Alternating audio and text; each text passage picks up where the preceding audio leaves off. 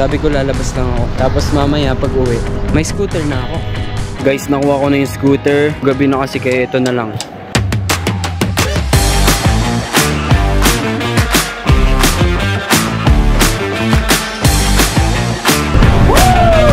So ngayon, hindi na ako mahirapan maglakad guys. Malalayo guys yung pinupuntahan dito.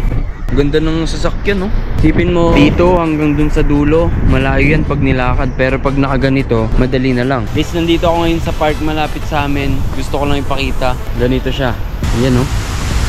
Tapos dun kami naglalaro.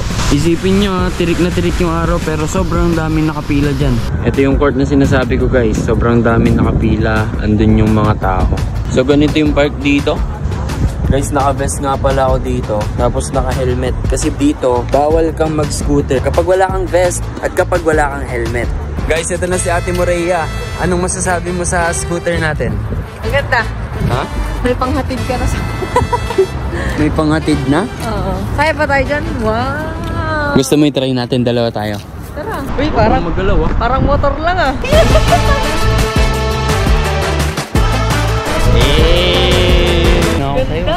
Ngayon guys, kakain muna kami. Tsaka guys, kung magkakaganito kayo, kailangan may lock kayo kasi delikado. Alam mo yung mga ganyan?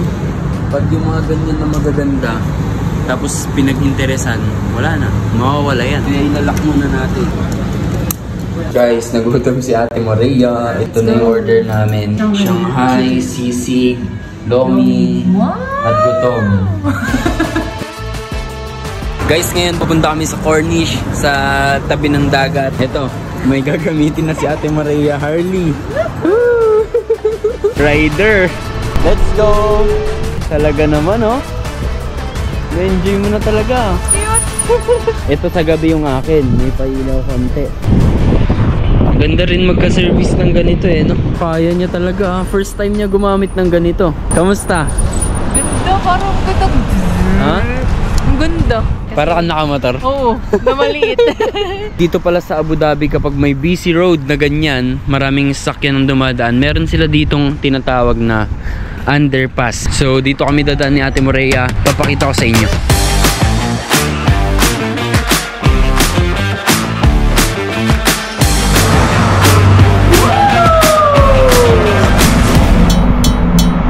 Dito may sariling daan yung mga bikes, yung mga scooters. Iba pa yung sa tao dito sa kabila. Di ba ang galing?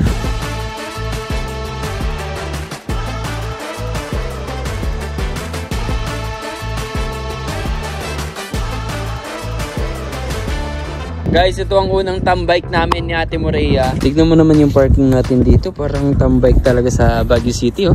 Kala mo, nakamotor eh. Di pa naka-off, oh. Off mo. Patunugin mo nga, boss. Paano ba? Paano ba? Hey! Refreshing! Grabe, isipin mo kasi dito lang tayo sa harap ng beach. Tapos dito natin yung Marina Mall. Dito lang tayo sa harap ng beach. Tapos kasama kita.